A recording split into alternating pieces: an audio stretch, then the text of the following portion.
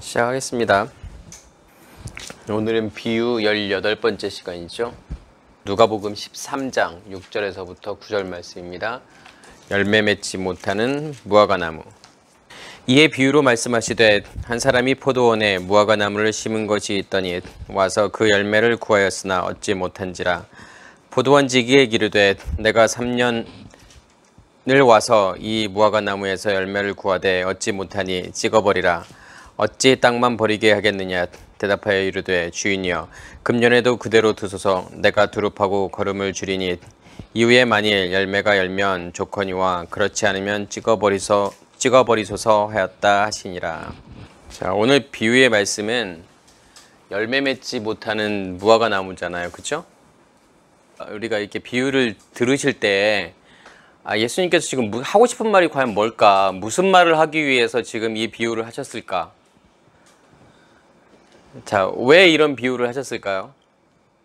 이 내용 앞에, 그러니까 오늘 예수님께서 말씀하시는 비유 앞에 어떤 내용이 나오죠? 왜냐하면 6절 시작이 이에 비유로 말씀하시되, 그러면 무슨 말이에요? 앞에 내용을, 어떤 내용이 있고 이것에 대한 것을 또 무엇으로 말씀하시는 거냐면 비유로 말씀하신다라는 거잖아요.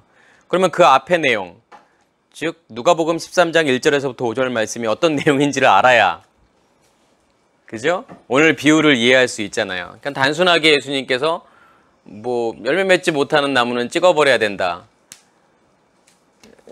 그렇게 알고 있는다고 그 뜻이 무엇인지를 이해하기 힘들잖아요. 그죠? 왜 3년이 지났는데 열매를 맺지 못했어요? 그죠? 포도원에 무화과 나무를 심었는데 주인이 왔죠? 3년을 기다렸는데 열매가 없어요. 그 다음에 찍어버리라고 하니까 일하는 사람이 뭐라고 해요? 1년만 더 기다려달라고 하잖아요. 내가 거름도 주고 어떻게든 열매 맺게 해보겠다. 지금 그런 거잖아요. 그러면서 뭐라고 말하냐면 그래도 기다려도 열매가 없으면 찍어버리소서. 그죠? 그러니까 3년을 기다렸는데 열매가 없어요. 근데 또 1년을 기다리겠대요. 그래도 열매가 없으면 이제 찍어버리게 되겠죠? 자, 왜 이런 말씀을 하셨을까를 보기 위해서는 앞에 내용을 보셔야 하잖아요. 앞에 어떤 내용이 나오죠? 예, 회개에 관한 내용이 나오죠. 그 첫 번째는 뭐냐면 어떤 사람들이 와서 이야기해 주는 거예요. 빌라도가 갈릴리 사람들을 피를 재물에 섞은 일에 관해서 이야기해 주고, 그 다음에 실로암 망대가 무너져서 18명이 죽은 그것에 대해서 사람들이 와서 이야기해 주죠. 예수님께요. 그러니까 예수님께서 계속 뭐라고 말씀하시죠? 빌라도가 갈릴리 사람들의 피를 제물에 섞은 일, 이러면서 뭐라고 말씀하시냐면 너희는 이 갈릴리 사람들이 이와 같이 해 받음으로 다른 갈릴리 사람들보다 죄가 더 있는 줄 아느냐. 너희에게 이르노니 너희도 만일 회개하지 아니하면 이와 같이 망하리라. 그리고 망대가 무너져서 18명이 죽었죠. 또 그러면서 예수님께서도 만일 회개하지 아니하면 다 이와 같이 망하리라. 지금 그런단 말이 회개에 대해서 이야기를 하죠. 예수님께서요. 단순하게 우리가 이해하면 회개하지 않으면 그런 일을 우리가 당할 수도 있다. 그런 힘든 일, 어려운 일들, 심지어는 죽음에 이런 일까지도 우리가 회개하지 않으면 그런 일이 우리에게 일어날 수 있다. 지금 이거 말하려고 예수님께서 하신 말씀 아니시잖아요. 그죠? 회개가 뭐죠? 우리는 어떤 행위라고 생각해요. 그죠? 교회에 가서 나의 일주일 동안 잘못들을 다 열거를 하잖아요. 생각해 보니까 이것도 잘못했고 저것도 잘못했네. 그러면 그게 회개일까요? 성경이 말하는 회개일까요? 예수님은 지금 그런 회개를 이야기하는 걸까요? 너 회개하지 않으면, 고해성사식에 그런 회개를 하지 않으면 너도 이 죽은 사람들처럼, 그죠? 재물에 피가 섞여서 죽은 사람, 또 망대가 넘어져서 치여서 죽은 사람, 이런 사람들처럼 너희도 죽게 될 거야. 회개하지 않으면 그렇게 될 거야. 지금 그 이야기 하는 건가요? 그럼 우린 그거 무서워가지고 혹시라도 내게 무슨 일이 생길까? 무슨 일이 닥치지 않을까? 혹시 건강이 나빠지거나 돈을 잃어버리거나 혹시라도 죽게 되거나 가정에 문제가 있거나 그렇게 되지 않기 위해서 우리도 회개해야 된다. 지금 그런 이야기일까요? 그런 이야기는 아니겠죠. 왜냐하면 회개에 대해서 우리가 좀 생각을 해보셔야 돼요. 왜요? 제일 기본적이잖아요. 예수님께서 처음에 오셨을 때, 아니 그 전에 세례 요한이 뭐라고 하죠? 회개하라 천국이 가까웠느니라. 예수님도 그 말씀을 하신단 말이에요. 회개하라고 한단 말이에요. 시작이 회개하라. 뭘 회개해야 돼요 도대체? 이건 행위가 아니라니까요. 어떤 행위의 회개를 이야기하는 게 아니라니까요. 그래서 이게 제가 메타노에오라는 단어를 썼잖아요. 이 메타노에오라는 단어는 마음을 고치다, 바꾸다라는 뜻이에요. 근데 이 단어가 뭐뭐와 함께 형성하다, 꼴을 이루다라는 단어라니까요. 메타가 왜냐하면 뭐뭐와 함께라는 뜻이잖아요. 그러니까 뭐뭐과 함께 내가 어떤 새로운 것을 만들어 버리는 거예요. 그게 회개라니까요. 성경이 말하는요. 우리 히브리어는 뭐라고 나오죠? 슈브라는 단어를 쓰죠. 근데 슈브라는 단어가 방향을 돌리다라는 뜻이에요. 가던 방향을 확 돌려가지고 다른 방향으로, 전혀 다른 방향으로 가버리는 것을 이 슈브라고 하고, 또 어떤 뜻이냐면 회복하다, 새롭게 되다라는 뜻이 있다니까요. 내가 전혀 어떠한 새로운 존재가 되는 것을 이야기하는 거겠죠. 그렇죠? 회개는 뭐냐면 우리의 잘못을 열거하는 게 회개가 아니라, 회개라는 단어는 뭘 설명하는 거냐면 사실은 예수 그리스도 자신을 설명하는 거라니까요. 그러니까 예수를 통해서 회개가 우리 안에서 시작이 되어지는 거고, 누구를 통해서 회개가 마지막으로 맞춰지는 걸까요? 그리스도를 통해서. 예수께서 다시 그리스도로 우리 안에 오신다고 말씀하셨잖아요. 그죠? 그걸 통해서 우리 안에서 회개가 이루어진다는 건 뭐예요? 전혀 새로운 존재로 바뀌어버린다는 거잖아요. 그죠? 그러니까 회개는 어떤 행위적인 것을 이야기 아니라 상태적인 거라니까요. 우리의 상태가 어떠한 새로운 상태로 바뀌어버리는 걸, 그것을 뭐냐면 성경은 회개라고 이야기한단 말이에요. 그래서 우리의 예수 그리스도의 말씀으로 우리의 의식이 깨어지는 거, 거기서부터가 회개의 시작이라니까요. 의식이 바뀌는 게 회개예요. 저는 내가 복음을 몰랐잖아요. 뭐가 복음인지를 모르고 살았잖아요. 말씀을 통해서도 복음이 보이는 게 아니라 율법이 보였단 말이에요. 그 율법대로 살았단 말이에요. 내가 아직도 회개라는 개념을 행위로 생각하는 이유는 뭐냐면 성경을 무엇으로 지금 잊고 있다는 거예요. 율법으로 잊고 있기 때문에 고해성사식의 회개를 하는 거예요. 지금요. 내 행위로 잘못했던 것을 회개하는 거잖아요. 그런데 말씀이 깨달아지고 말씀이 들려지게 되면 우리 안에서 뭐가 일어나게 되면 진짜 회개가 일어나요. 의식이 바뀌는 거잖아요. 그러기 위해서는 말씀을 깨달으셔야 돼요. 여기에서 복음이 무엇인지를 이해하셔야 돼요. 그래야만이 무엇이 시작이 되면 회개가 시작이 되는 거예요. 진짜 회개는 나를 바꿔버리는 건 뭐예요? 그렇게 내 의식이 깨어지고 예수와 함께 내가 십자가에 죽고 예수의 생명이, 그 빛이, 그 불이 내 마음 땅에 떨어지게 되고 내 마음 땅에서 타오르게 되면 그 불이 뭘 고치는 거예요? 내 마음 땅을 고치잖아요. 내 마음 땅을 새롭게 만들어 버리잖아요. 그죠? 그 빛이, 내 안에 간직되어져 있는 빛이 내 안에 있는 어두움을 다 몰아낸단 말이에요. 누가 하시겠다는 거예요, 그걸요?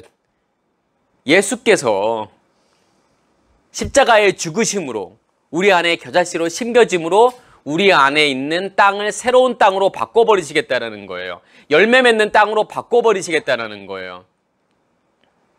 그게 회개라니까요. 그래서 결국은 내가 그리스도와 연결이 되어서 그리스도가 나의 머리 된다는 건 뭐예요? 내 의식으로 사는 게 아니잖아요. 누구의 의식으로 살게 되지 그러면요? 그리스도의 의식으로 살게 되잖아요. 그게 뭐냐면 그게 회개라는 거예요. 결국은 누가 나를 바꿔버리는 거예요? 예수 그리스도께서 나를 바꿔버리잖아요. 예수로 시작해서 그리스도로 완성이 되는, 그리스도가 나의 머리됨으로 완성이 되는, 예수의 말씀으로 내 의식이 깨어지고 결국은 그리스도의 의식으로 내가 바뀌어버리게 되었을 때 성경은 그것을 뭐라고 이야기한다고요? 회개라고 이야기한단 말이에요. 그래서 우리가 회개하면 꼭 기억해야 될 건 뭐냐면, 회개는 내가 하는 게 아니구나. 그러니까 우리는 거꾸로 생각하고 있는 거예요, 지금요. 그죠? 회개는 내가 한다고 생각했잖아요, 지금까지요. 그러니까 고해성사식의 회개를 하는 거잖아요. 하나님, 나 이것도 잘못했고 이것도 잘못했고 계속 나열한단 말이에요. 왜요? 그렇게 나열하는 이유는 뭐예요? 회개는 내가 하는 거라고 생각하기 때문에 그래요. 그렇죠? 그럼 회개는 누가 한다고요? 예, 예수 그리스도께서 회개의 시작과 마지막이란 말이에요. 회개의 전부란 말이에요. 그죠? 지금 그 이야기 하는 거라니까요. 그래서 갈릴리 사람들의 피, 그리고 망대 이야기. 망대는 뭐냐면 세워져 있어야 돼요. 망대가 부러지면 망하는 거예요. 그죠? 제단에서는 누구의 피가 있어야 돼요, 거기는요. 갈릴리 사람들의 피가 아니라, 예, 어린 양이신 예수의 피가 있어야 돼요. 그 피가 존재하지 않으면 망하는 거예요. 그죠? 망대도 세워져 있어야 되는데 망대가 부러지면 망하는 거예요. 그 망대는 뭔데요? 예, 실로암 망대란 말이에요. 근데 실로암 망대의 역할은 뭐예요? 실로암 그 못을 지키는 역할을 한단 말이에요. 그러니까 우리 안에 망대가 세워졌다는 건 뭐예요? 결국은요, 예수 그리스도와 우리가 맡겼던 통로가 열려서 그리스도가 나의 머리 되심이라니까요. 그게 망대라니까요. 그 망대가 나를 지키고 보호하는 거예요. 그게 회개라고 예수님께 지금 말씀하시는 거예요. 너도 이와 같이 회개하지 않으면, 그러니까 회개가 되어지지 않으면, 다시 말해서 예수 그리스도를 통해서 내가 새롭게 되어지지 않으면 이러한 일들이 우리 안에서 계속 일어날 거라는 거예요. 어떠한 일들이요? 번제단에서 누군가의 피가 거기에 계속 첨가가 된다라는 거잖아요. 피는 말씀이라니까요. 생명이라니까요. 예수의 피가 아니라 누군가의 말이, 그죠? 비진리의 말이 거기에 계속 섞이게 된다라는 거예요. 그러면 어떠한 일이 일어날까요? 망대가 세워질 수가 없는 거잖아요. 그죠? 망대가 계속 무너지는, 부서지는 일들이 일어난다니까. 왜요? 회개가 우리 안에 없기 때문에요. 회개가 일어나지 않기 때문에요. 그래서 예수님께서 뭐라고 말씀하시냐면 너희도 회개하지 않으면 이렇게 될 거야 라는 거잖아요. 지금 그렇게 말씀하시면서 지금 예수님께서 비유는 무슨 비유예요? 지금 열매에 관한 거잖아요. 결국은 무슨 이야기 하는 거예요? 열매를 맺기 위해서는 뭐가 필요하다는 거죠, 결국은요? 회개가 필요하다니까요. 회개가 있어야만이 열매가 맺어요. 왜 회개가 있어야 되죠? 그게 예수 그리스도 자신이라니까요. 예수 그리스도께서 우리 안에 오셔서 우리를 새롭게 만들어 버려야만이 뭐가 맺혀지죠? 열매가 맺혀지잖아요. 그래서 요한복음 15장에 예수님께서 뭐라고 말씀하세요? 나는 포도나무요 너희는 가지다 이렇게 말씀하시면서 그 15장에 나오는 내용 중에 어떤 내용이 있어요? 내가 너를 깨끗하게 만들 거야. 내가 더욱 깨끗하게 만들 거야. 그 이유가 뭐냐면 너에게 열매를 맺으라고, 많은 열매를 맺으라고 내가 너를 더 깨끗하게 만들 거야. 요한복음 15장에 나오잖아요. 그죠? 잘 보세요. 왜 예수님께서 갑자기 회개라는 이야기를 하시다가 갑자기 또 열매에 관한 그러한 비유 말씀을 하셨을까를 생각해 보셔야 된다니까요. 열매를 맺기 위해서는 회개가 일어나야 된다는 거잖아요. 그죠? 그럼 회개라고 하는 것은 결국은 어떤 거라는 거예요? 내 근원을 바꿔버리는 거예요. 내 근본을 바꿔버리는 게 회개라니까요. 그러니까 나로 살고 있는 존재인 나, 그죠? 나의 의식으로 살고 있는 나를 누구의 의식으로? 그리스도의 의식으로 바꿔버리는 그 자체가 뭐냐면 회개라니까요.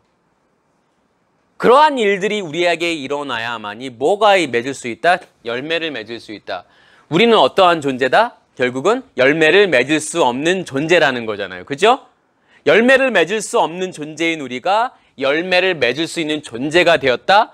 누구를 통해서? 예수 그리스도를 통해서. 예수 그리스도의 회개를 통해서. 그 회개를 통해서 우리는 이러한 존재가 되었다라는 거잖아요. 그죠?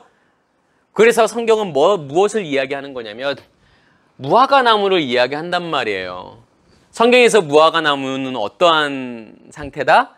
열매를 맺을 수 없는 상태다. 무화과나무가 열매를 맺은 그 열매는 사실은 열매가 아니다. 왜 열매가 아닐까요? 뭐가 없기 때문에? 예, 씨가 존재하지 않기 때문에. 셋째 날의 열매는 씨가 진 열매 맺는 나무란 말이에요. 그죠? 반드시 씨가 필요해요. 씨가 누군데요? 그리스도잖아요. 그래서 무화과나무는 절대로 열매가 아니라, 열매이지만 열매가 아니란 말이에요. 그죠? 왜냐하면 무화과나무 열매는 그러니까 씨가 만들어지려면 암술과 수술이 수정이 되어서 씨방이 만들어져야 돼요. 그죠? 그렇게 씨가 만들어져야 되는데 이 무화과나무 열매는 뭐냐면 암술과 수술이 수정이 일어나기 전에 뭐냐면 꽃받침이 그 수술들을 다 쏴버리는 거예요. 그냥요. 그래서 그 자체가 열매로 만들어져 버려요. 그죠? 그래서 우리가 무화과나무 열매 안에 이렇게 먹으면 톡톡톡 이렇게 씹히는 것들이 있잖아요. 그게 수술이라니까요. 그러니까 꽃받침이 이렇게 쏴버린 거예요. 그래서 꽃이 보이기 전에, 그래서 무화과잖아요. 무화과라는 건 무슨 뜻이죠? 꽃이 없다라는 거잖아요. 꽃이 없는 열매잖아요. 그래서 무화과나무는 절대 열매가 아니란 말이에요. 근데 이 무화과나무가 지금 어디에 심겨져 있죠? 포도원에 심겨져 있단 말이에요. 그냥 포도원에 있다고 해서 무화과나무가 열매가 되지 않는다니까요. 이 포도원은 누구를 이야기하는 걸까요? 예수님 자신이잖아요. 그죠? 우리가 예수를 믿고 있다고 해서 내가 자연적으로 내가 열매를 맺는 게 아니란 말이에요.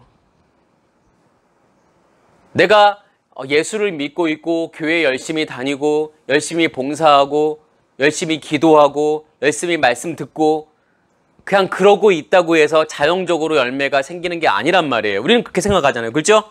나 열심히 교회 다니고 있으니까, 나 열심히 말씀 듣고 있으니까, 예배는 다 참여하면서 열심히 말씀 듣고 있고, 나 열심히 기도하고 있어요. 새벽 예배도 열심히 나가고 있고, 열심히 충성하고 열심히 봉사도 하고 있어요. 헌금도 열심히 내고 있어요. 선교도 열심히 하고 있어요. 그러면 그렇게 하면 내가 열매를 맺을 수 있나요? 그렇지 않다니까요. 내가 예수를 믿고 있다고 해서, 그렇게 믿고 있다고 해서 열매가 자동적으로 맺히는 게 아니라니까요. 포도원에 심겨졌다고 해서 무화과나무가 열매가 되는 게 아니에요. 열매를 맺을 수 있는 게 아니라니까요. 3년을 기다리잖아요. 그죠? 3년을 기다렸는데 열매가 안 맺는단 말이에요. 3년을 기다리면 열매가 맺어야 될까요? 안 맺어야 될까요? 왜 3년을 기다렸으면 열매를 맺어야 될까요? 반드시요. 반드시 왜 맺어야 되죠? 3이라는 숫자가 뭘 의미하는데요?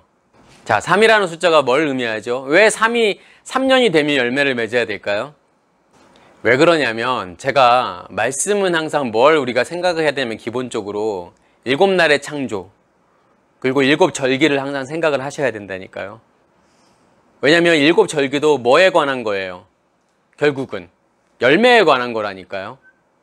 왜냐하면 열매가 어떻게 씨가 뿌려져서 어떻게 그러니까 씨 뿌려지는 거 결국은 뭐 6월절이잖아요. 6월절로부터 시작해서 수장절까지 초막절이죠. 거기까지의 내용들은 결국은 뭐예요? 어떻게 씨가 뿌려져서 수장절 창고에 저장이 되느냐 이 문제잖아요. 결국은 그렇죠? 지금 이거란 말이에요. 결국은요. 7절기가 의미하는 것이. 자, 그러면 셋째 날에는 어떤 일이 일어나요? 땅이 만들어지잖아요. 땅이 만들어지고 씨 맺는 채소가 만들어지잖아요. 그리고 씨 가진 열매 맺는 나무가 만들어지잖아요. 그죠? 그러니까 셋째 날에는 뭐예요? 결국은요. 열매가 만들어져야 된다니까요. 셋째 날은요. 열매가 있어야 셋째 날이잖아요. 씨 가진 열매 맺는 나무가 만들어져야 된다니까요. 그게 셋째 날이라니까요. 자, 그러면 7절기 중에 세 번째 절기가 뭐예요? 첫 번째 절기 6월절, 무교절. 그 다음에 세 번째 절기는 초실절이잖아요. 초실절. 초실절이 뭔데요? 예, 초실절은 뭐냐면 추수의 시작이란 말이에요. 그러니까 초실절이 됐다라는 건 뭐 열매가 있다라는 거잖아요. 곡식이 익었다라는 거잖아요. 그러면 네 번째 절기는 뭐예요? 칠칠절이라고도 하고 맥추절이라고도 하잖아요. 그죠? 오순절이라고도 하고요. 자, 생각해 보세요. 3년이라는 시간은 어떤 시간이냐면 열매가 반드시 맺어야 되는 시간이란 말이에요. 그죠? 그러니까 열매가 반드시 맺어야 되는 시간이 이 3년이라는 시간이에요. 그래서 그 사도 바울도 뭐라고 이야기하죠? 에베소 장로들에게 마지막 고별 설교를 하면서 내가 너를 3년 동안 열심히 훈계하였다. 그러니까 양육하였다라는 거잖아요. 그죠? 그러면서 뭐라고 이야기를 하죠? 그 말씀으로 내가 너희를 훈육해서 그 말씀으로 너희가 든든히 섰다라고 하잖아요. 그러면 그것이 너에게 무엇이다? 기업이라고 이야기를 하잖아요. 3년 동안 내가 너희를 훈계하고 가르쳤기 때문에 너희가 말씀으로 굳게 세워졌다라는 거잖아요. 그게 열매라니까요. 그러니까 3년의 시간이라고 하는 것은 뭐냐면 3이라는 숫자는 어떤 것을 의미하는 거냐면 반드시 열매가 맺어야 되는 시간이 3이라는 거예요. 근데 열매가 없어요. 근데 1년을 더 달라 그런단 말이에요. 1년 동안 내가 열심히 거름도 주고 할 테니까 갖고 볼 테니까 그래도 열매가 없으면 찍어버리소서 그런단 말이에요. 그러면 2를 더하면 열매가 맺혀질까요? 생각해 보세요. 3년째에 열매가 없었어요. 그러면 4년째에는 열매가 있을까요? 있을 수 있을까요? 없단 말이에요. 왜요? 추수절기는 뭐냐면 3으로 시작해서 셋째 날 열매가 추수가 시작이 돼서 네 번째 절기인 맥추절 77절에서 뭐냐면 이게 완성이 되어야 되는 거예요. 추수가 끝나야 돼요, 사실은요. 그러니까 넷이라는 숫자는 추수가 끝나는 시기예요. 그게 넷이라는 숫자라니까요. 넷째 날에는 어떤 일이 일어나는데요? 큰 광명체, 작은 광명체가 만들어지잖아요. 그죠? 그러니까 그 말은 무슨 말이에요? 내 안에 가진 열매로 내가 광명체들의 역할을 한다는 건 뭐예요? 내가 빛을 반사해서 세상을 향해서 빛을 비추는 존재가 되었다라는 거잖아요. 그죠? 열매를 어디로 맺는 거예요? 밖으로 맺는 거예요. 내 안에 맺었던 열매가 이제 밖으로 열매가 맺어지는 것이 뭐냐면 넷째 날이란 말이에요. 그죠? 77절 맥추절도 마찬가지예요. 그래서 77절 맥추절을 무슨 절기라고 하죠? 오순절이라고 이야기를 하잖아요. 오순절의 핵심은 뭐라고 했죠, 제가요? 오순절의 핵심은 뭐다? 방언이다. 근데 우리가 생각하는 그런 방언이 아니란 말이에요. 우리가 기도할 때 지금 하고 있는 그 방언을 이야기하는 게 아니라니까요. 그 알아듣지 못하는 말, 그 방언을 이야기하는 게 아니에요. 성경에서는요. 그럼 어떤 방언을 이야기하는 거죠? 내 안에 있는 말씀이 밖으로 나오게 되었을 때 그걸 성경은 방언이라고 이야기한다니까요. 이해되세요? 내 안에 있는 열매가 밖으로 나오는 게 그게 방언이라니까요. 그래서 베드로가 오순절 때 비로소 뭘 하게 되죠? 설교를 하게 되잖아요. 사람들한테요. 사람들이 알아들을 수 있도록 설교를 하게 되잖아요. 그게 방언이고 통변이라니까요. 그러니까 방언이라고 하는 것은 내 안에 있는 말씀이 밖으로 드러나지는 거. 내 안에 있는 열매가, 말씀의 열매가 밖으로 드러나지게 되면 그게 뭐다? 그게 성경에서 뭐다? 그게 넷째 날이라니까요. 넷째 날은 뭐예요? 안에 있던 열매가 밖으로 드러나지게 되는 게 넷째 날이에요. 셋째 날에 열매가 없는데 넷째 날에 갑자기 열매가 생길 수가 없다라는 거예요. 그죠? 반드시 셋째 날에는 뭐가 이루어져야 되냐면 열매가 맺어져야 돼요. 아직 변하지 않았다라는 거죠. 아직 무화과 나무가 그냥 무화과 나무 그 상태로 존재하고 있다라는 거예요. 성경에서 말하는 씨 가진 열매로 바뀌지 않았다라는 거잖아요. 그죠? 결국은 뭐라는 거예요? 회개되어지지 않았다라는 거죠. 회개되어지지 않았기 때문에 결국은 뭐냐면 3년이 지나도 열매를 맺을 수 없는 거고 1년을 기다려도 절대로 맺을 수 없다라는 거잖아요. 그게 무화과 나무라니까요. 어떻게 해야 열매를 맺을 수 있는데요? 근본이 바뀌셔야 돼요. 근본이 바뀌어야 열매를 맺는 거잖아요. 핵심은요. 그죠? 그게 뭐다? 성경에서 말하는 회개. 그게 회개라니까요. 이 말씀을 들으면서 우리의 신앙을 생각해 보셔야 된다니까요. 제가 얼마 전에 읽었던 그 책, 의사가 이렇게 썼던 그 책에 뭐라고 나오냐면, 그러니까 우리는 어떻게 이렇게 우리의 건강에 어떻게 신경을 쓰냐면, 그냥 뭐에 좋다고 하면 그냥 무턱대고 하려고 그래요. 그죠? 걷기 운동이 몸에 좋다고 하면 걷기 운동 열심히 하고, 어떤 운동이 몸에 좋다고 하면 그 운동을 하려고 그러고, 어떤 음식이 우리 몸에 좋다고 하면 그 음식을 먹으려고 그래요. 그러니까 어떻게 사는 게 좋다 그러면 또 그렇게 살려고 막 노력한단 말이에요. 근데 그렇게 한다고 해서 우리 건강해질까요? 결국은요? 그렇게 막 쫓아서 누가 뭐 한다고 하면 나도 하고 따라서 한다고 해서 우리가 정말 건강해질까요? 그렇지 않잖아요. 그럼 어떻게 해야 건강해지죠, 우리가요? 결국은요? 뭐가 바뀌어야 돼요? 먹는 게 바뀌어야 된다니까. 먹는 게 바뀌어야 뭐가 바뀌어요? 우리의 몸이 바뀌는 거예요. 그러니까 그 말은 무슨 말이냐면 근본적인 것부터 해야 된다니까요. 뭘 따라해서 우리가 건강해지는 게 아니라 근본을 바꾸셔야 돼요. 근본을 바꾸셔야 건강해진단 말이에요. 그 의사가 말하는 게 그거란 말이에요. 그죠? 먹는 걸 바꾸면 우리의 몸의 체질이 바뀌게 되고 우리의 면역 체계가 바뀌게 되고 결국은 우리가 어떻게 된다는 거예요? 건강해질 수 있다는 거잖아요. 결국은요. 근데 우리는 그렇지 않다라는 거잖아요. 그냥 좋은 병원에서 좋은 의사를 만나서 좋은 약을 많이 먹으면 건강해질 거라고 생각한단 말이에요. 그러한 믿음이 있단 말이에요. 우리한테는요. 그죠?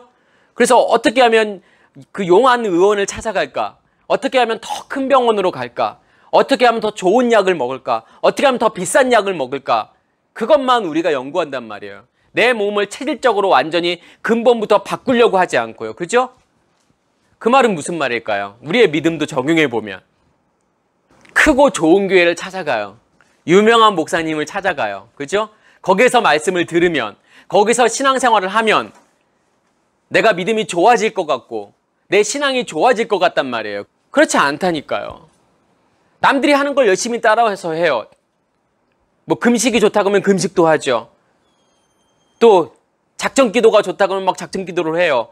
아, 새벽 예배를 하면은 복 받는다고 하니까 열심히 새벽 예배를 또 해요. 11조를 열심히 하면 또 복 받는다고 하니까 11조를 열심히 한단 말이에요. 또 선교를 열심히 해야 된다고 하니까 그러면 복 받는다고 하니까 또 선교를 열심히 해요. 교회 봉사를 많이 해야 된다고 하니까 그래야 믿음이 좋아진다고 하니까 교회 봉사를 열심히 한단 말이에요. 그거 열심히 하나하나 따라간다고 해서 내가 신앙이 좋아질까요? 내가 믿음이 좋아질까요? 그러지 않는단 말이에요. 뭘 하셔야 돼요, 그러면요?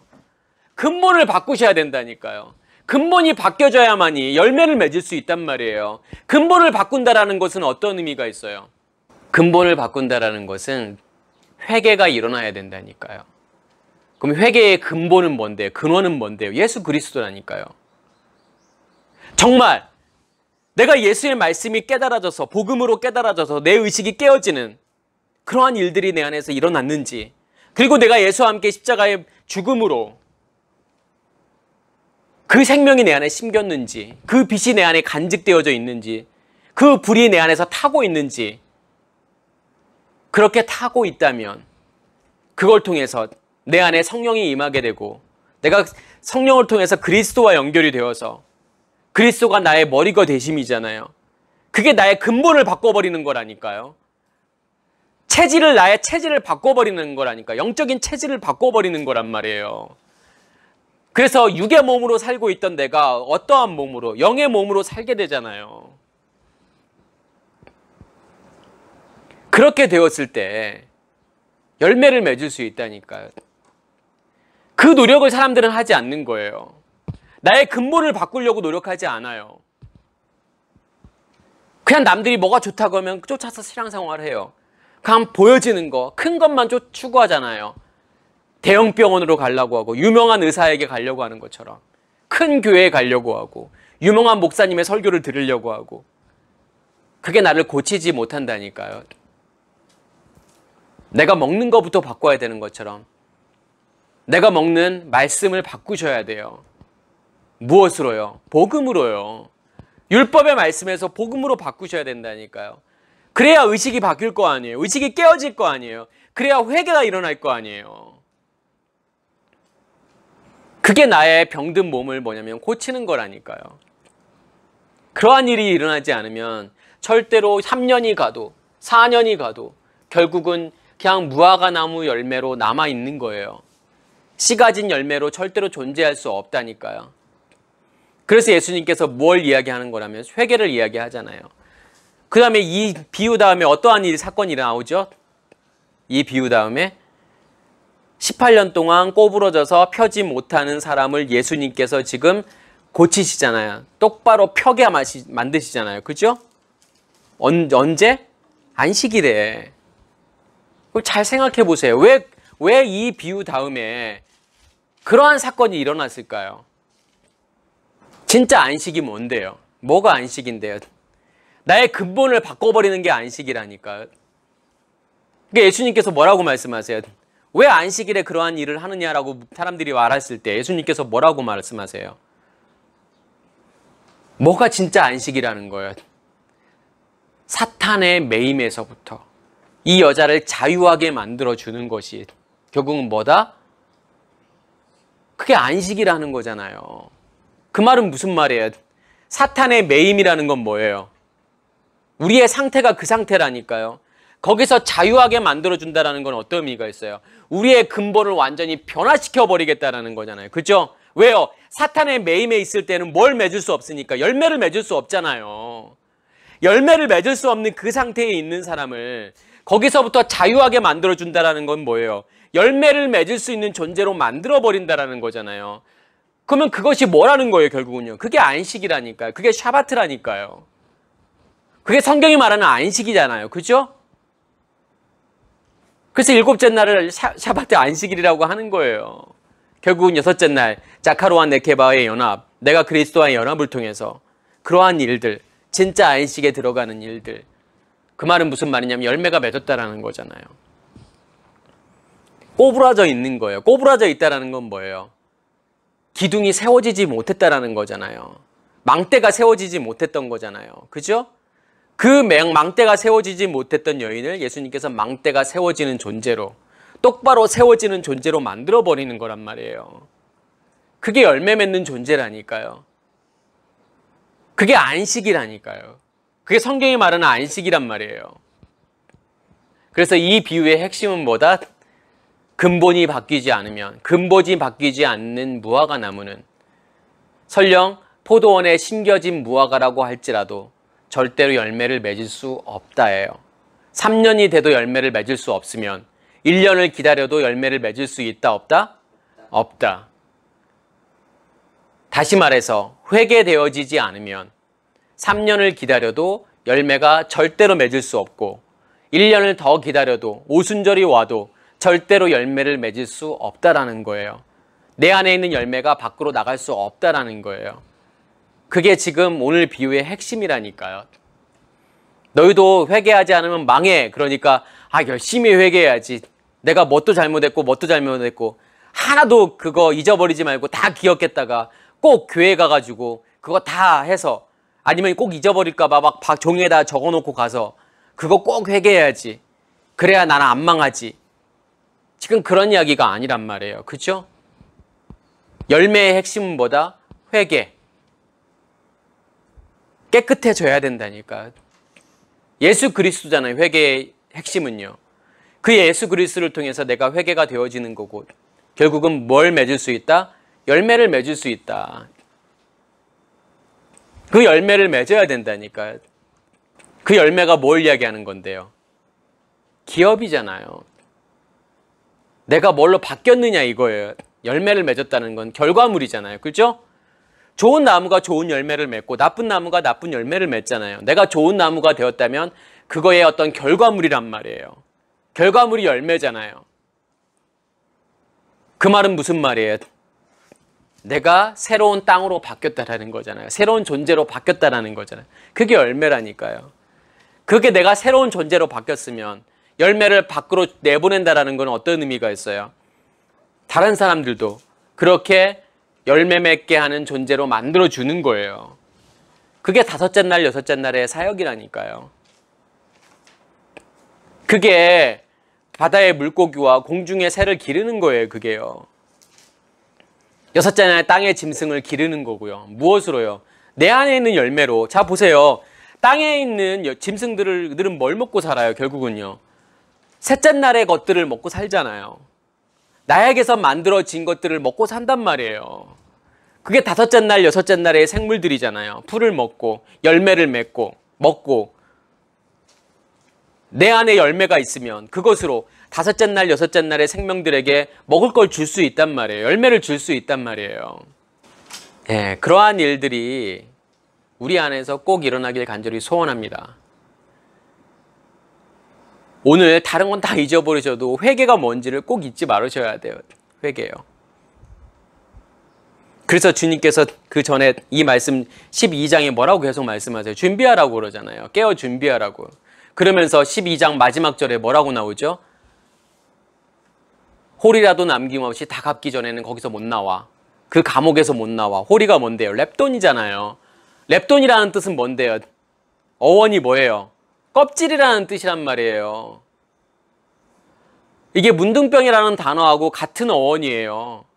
내 안에 껍질, 그 껍질, 겉사람의 껍질이 다 깨어지고 다 없어지지 않으면 감옥에서 못 나온다니까요.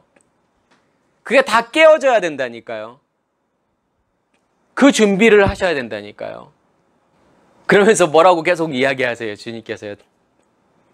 너희는 먼저 그 나라를 구하라고 말씀하시잖아요. 보물이 있는 곳에 너희의 마음도 있느니라. 그 보물이 뭔데요? 그 예수라는 보화. 그죠? 그 보물이잖아요. 그 나라잖아요. 그게 나라라니까요. 그게 우리 안에 존재해야 된다니까요. 그게 그래야만이 나를 바꿔버린다니까요. 우리의 준비라는 건 결국은 뭐예요? 내가 뭘 해서 준비하는 게 아니란 말이에요. 그냥 주님께서 내 안에 들어오시는 게 준비라니까요. 그것을 간직하는 게 준비라니까요. 그 보화를 간직하는 게 준비라니까요. 그 나라를 간직하는 게 준비라니까요. 왜요? 결국은 그 보화가 내 마음을 누구의 마음으로? 내 아버지의 마음으로, 하나님의 마음으로 바꿀 거기 때문에, 나를 새로운 존재로 만들어 버릴 거기 때문에, 그게 회개라니까요. 그래서 항상 회개의 주체는 누구다? 예수 그리스도다. 내가 회개할 수 있는 게 아니다. 그 근본을 내 안에 간직하면 주님께서 스스로 내 안에서 일하신다니까요. 나를 바꿔버린다니까요. 나를 열매 맺는 존재로 만들어 버리실 거라니까요. 그래서 우리의 관심은 항상 어디에 있으셔야 돼요? 그 예수의 생명이 내 안에 존재하고 있느냐 없느냐, 그 빛이 내 안에 존재하고 있느냐 없느냐, 그 불이 내 안에서 타고 있느냐 안 타고 있느냐, 그 전에 먼저 내가 말씀을 무엇으로 보고 있느냐, 말씀을 율법으로 보고 있느냐, 말씀을 복음으로 보고 있느냐를 보셔야 돼요. 내가 말씀을 율법으로 있으면 절대로 회개가 일어날 수 없다니까요. 내가 근본이 바뀌지 않는다니까요. 그래서 고해성사식 회개를 할 수밖에 없다니까요. 그래서 말씀이 들려지셔야 된다니까요. 말씀이 깨달아지셔야 된다니까요. 말씀을 복음으로 볼 수 있으셔야 된다니까요. 그렇게 들으실 수 있으셔야 된다니까요. 그렇지 않으면 평생 내가 죽을 때까지 회개라는 단어하고 나하고는 전혀 상관없는 그 상태가 된다니까요. 회개하고 싶어도 회개할 수 없다니까요. 예수 그리스도가 내 안에 존재하지 않으면 아무리 내가 회개하고 싶어도 회개가 안 되는 거예요.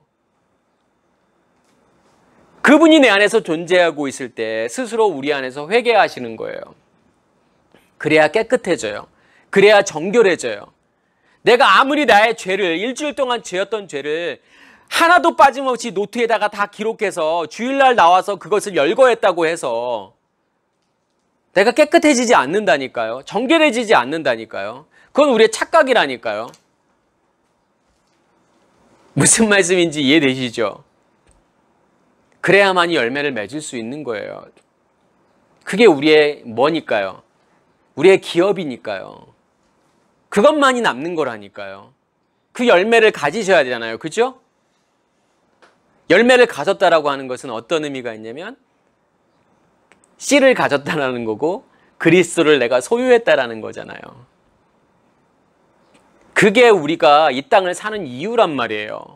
이 땅에 존재해야 하는 이유예요. 하나님께서 우리를 이 땅에 보내신 이유란 말이에요. 그거 없이 하는 모든 것들은 다 뭐예요? 다 부질없는 거라니까요. 다 아무것도 아닌 거라니까요. 다 안개와 같은 거예요. 그것을 깨달으시길 간절히 소원합니다. 마치겠습니다.